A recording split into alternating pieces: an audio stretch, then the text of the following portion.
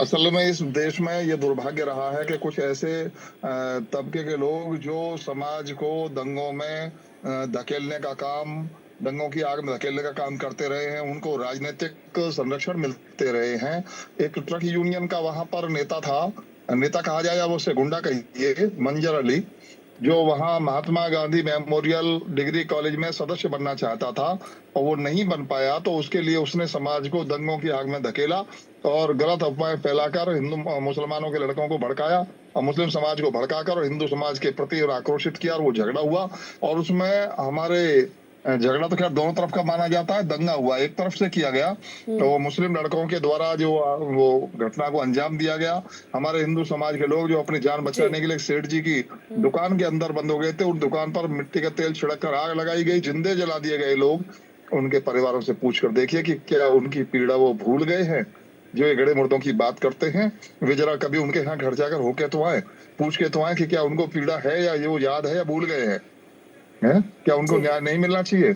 और हमने इनको कहा रोका, ये भी तो मांग करें कि जो निर्दोष है उनको न्याय मिले और दोषियों के खिलाफ कार्रवाई हो। ये ना कौन मना करता है, करे ना कार्रवाई की मांग। ठीक है सर, बहुत बहुत शुक्रिया आपका हमारे साथ जुड़ने के लिए। तो विधानसभा में जिस कारोबारी परिवार की निर्मम हत्या का जिक्र सीएम योगी ने किया, उस परिवार से आज तक संवाददाता ने संभल में बात की। परिवार की वो दास्तां आज भी दिल को दहला देने वाली है।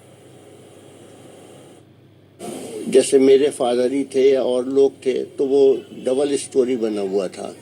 वो ऊपर चले गए कि भाई इन्होंने ट्रैक्टर से हमारा जो लोहे का काफी मजबूत गेट था वो तोड़ दिया था। उसको तोड़ने के बाद उन्होंने देखा कि लोग नहीं है, तो वो ऊपर देखने चले गए। वहां पर ऊपर ही सब लोग थे। वहां से उन लोगों ने ऊपर से सबको नीचे ले आए और जैसे गद्दी होती थी पहले, तो उस गद्दी पे लाकर और टायर डाल के, पेट्रोल डाल के लोगों की बहुत निर्ममता पूर्वक हत्या कर दी।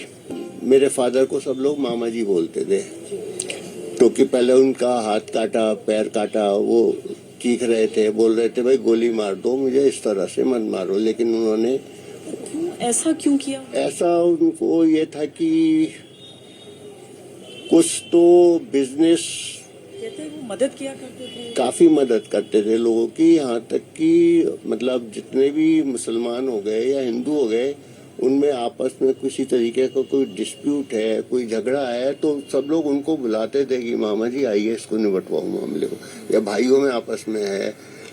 और उनको ये था कि अगर ये जीवित रह जाएंगे तो ये केस बहुत वैसा हो जाएगा, उसमें हम लोग फंस जाएंगे। इतनी बातें जो कहीं विधानसभा में, वो सारी चीजें सही है? सारी सही है, उसमें कोई अतिशयोक्ति नहीं थी, सब सही थी।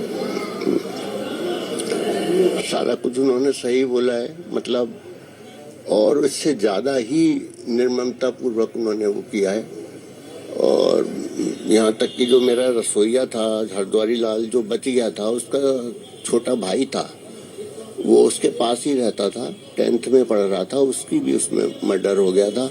और उसको भी इसी तरह से, सबको मतलब इसी तरह से। उसके अलावा फिर सबको बाद में टायरों पे डालकर जलाना, पेट्रोल छिड़कना, सब इस तरह से बड़ा।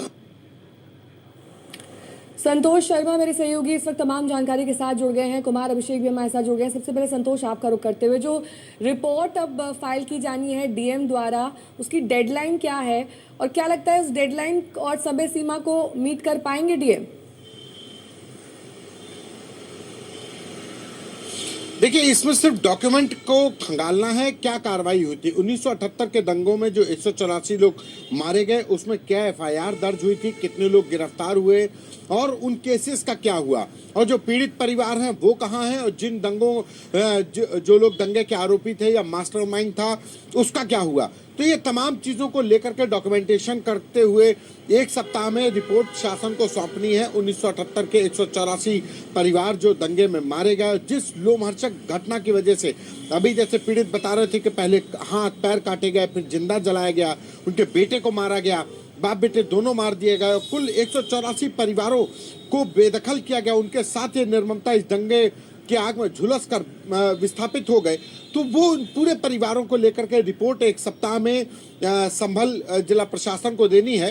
हालांकि जिला प्रशासन डीएम और एसपी की तरफ से, एसपी नॉर्थ को इसका नोडल अफसर बनाया गया है, वो अपनी रिपोर्ट डॉक्यूमेंटेशन करके और उसके बाद ये शासन को रिपोर्ट सौंपी जाएगी और 1978 के संभल दंगों की फाइलें दोबारा से निकाली जाएंगी, खंगाली जाएंगी और उसके बाद संभव है कि उत्तर प्रदेश सरकार इस पूरे मामले की विस्तृत जांच के भी आदेश दे सकती है। इस जांच रिपोर्ट के आधार पर निर्णय होगा, लेकिन जांच रिपोर्ट में ये जरूर होगा कि देखिए योगी सरकार 1978 के दंगे की फाइल दोबारा खोलने के इरादे में दिख रही है, तो सियासी फाइल भी फिर से खुल गई है।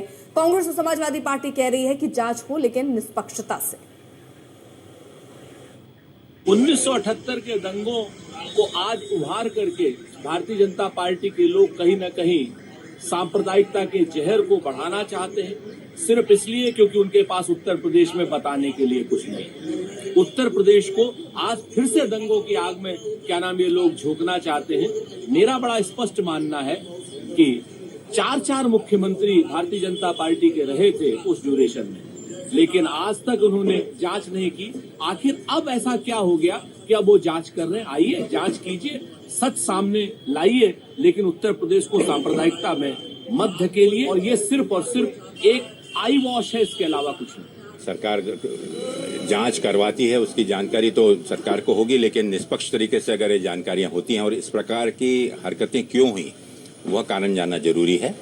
इस प्रकार का जातीय उन्माद फैलाकर कोई भी समाज शांतिपूर्ण नहीं रह सकता, तो आवश्यकता है कि इसके कारणों की जांच कराएं और उन कारणों को फिर से दोहराना, उस चीज को आश्वस्त करें।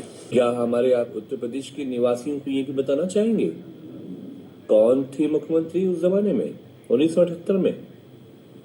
राम नरेश यादव जी मुख्यमंत्री थे और जनसंघ उसके अलायंस में थी।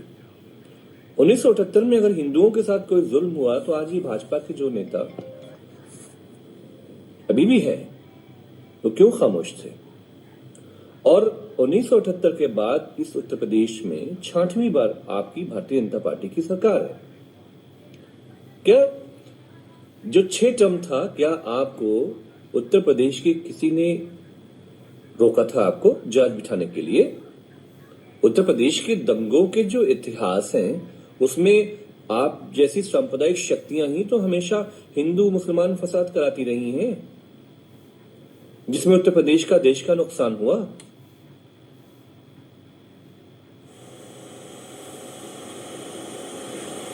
कुमार अभिषेक मेरे सहयोगी जुड़ गए हैं तमाम जानकारी के साथ। कुमार, जिस तरीके से ये संभल दंगे का मामला लगातार उठ रहा है और अब इसे विधानसभा में भी सीएम योगी ने उठाया है, एक एक शख्स का उन्होंने नाम लिया, खास तौर पर उस व्यापारी का जिसे जिंदा जला दिया गया। अब पूरे सिरे से ये फाइल खोली जाएगी, उसकी जांच होगी, कोई निष्कर्ष निकलेगा या इसको किसी और मकसद से किया जा रहा है?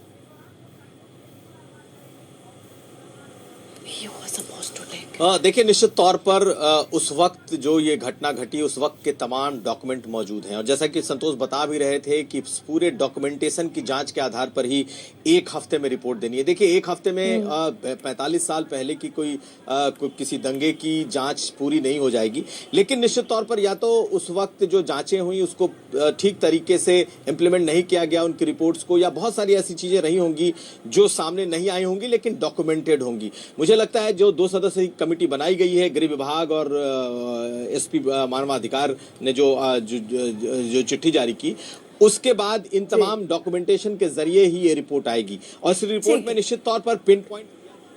बहुत बहुत शुक्रिया आपका तमाम जानकारी के लिए। वक्त एक ब्रेक का है, आप देखते रहिए आज तक। प्रेजेंटेड बाय पतंजलि का ये है मिला, वो अपने आप में बहुत ही एनकरेजिंग है और मुझे विश्वास है कि दिल्ली में कांग्रेस की मदद और कांग्रेस के नेतृत्व में एक नई सरकार हम। ये एक महत्वपूर्ण राज्य है, चाहे केंद्र शासित राज्य हो, यूनियन टेरिटरी है। यहाँ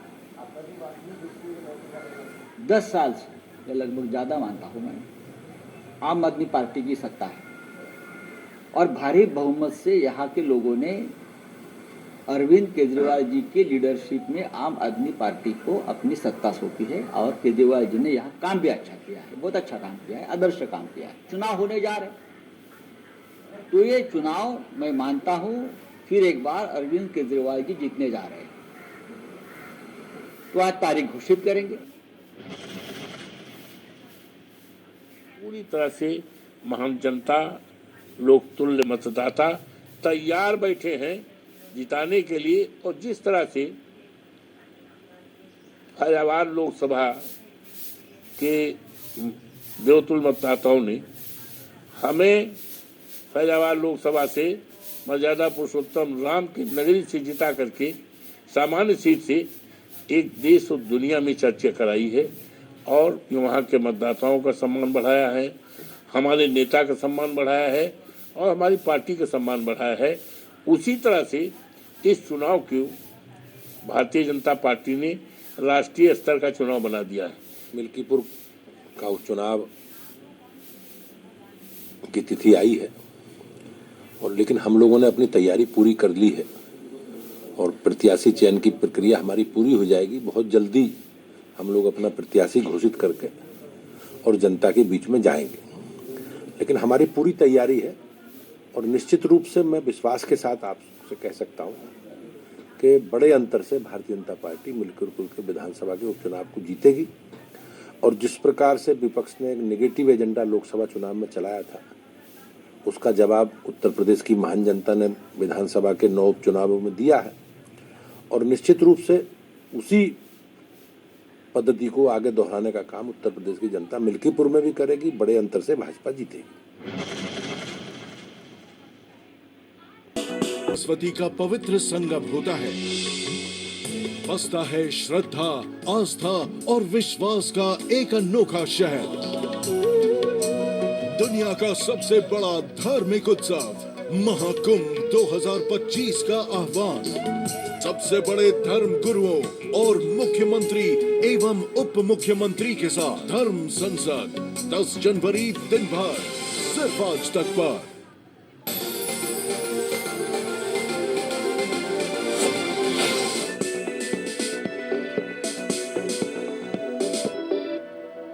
फिर लाएंगे केजरीवाल।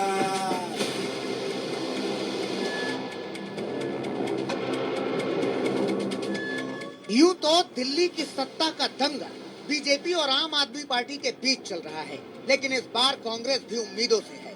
कल तक केजरीवाल हाथ के साथ थे, आज खिलाफ है, मगर केजरीवाल को कांग्रेस के खिलाफ इंडिया का साथ जरूर मिल गया है। उद्धव की पार्टी कह रही है कांग्रेस और केजरीवाल को आपस में नहीं लड़ना चाहिए। विधानसभा में जिस तरह से आप एक दूसरे के खिलाफ अखाड़े में फ्रीस्टाइल कुश्ती चल रही है, देश देख रहा है। कांग्रेस ने ये नहीं करना चाहिए। ममता की पार्टी कह रही है सरकार तो केजरीवाल के ही बननी चाहिए। हम लोग ये उम्मीद करेंगे कि वहाँ पर आम आदमी पार्टी का सरकार फिर से आए। लालू की पार्टी कह रही है कि कांग्रेस से गठबंधन तो सिर्फ लोकसभा चुनाव के लिए था।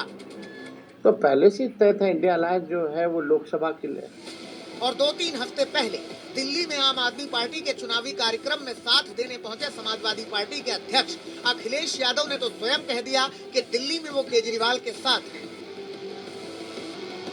मतलब ये कि एक तरफ तो कांग्रेस पार्टी दिल्ली में दमखम के साथ उतर रही है, 15 जनवरी को नया पार्टी मुख्यालय खोल रही है, दिल्ली की अहम सीटों पर मजबूत चेहरे उतार रही है, चुनावी मुद्दों पर केजरीवाल के साथ हेड ऑन टक्कर ले रही है। दूसरी तरफ इंडिया गठबंधन के सहयोगी दल कांग्रेस के खिलाफ केजरीवाल के साथ खड़े हो चुके हैं। तो सवाल है कि क्या दिल्ली में कांग्रेस सिर्फ केजरीवाल से ही नहीं बल्कि इंडिया से भी लड़ रही है?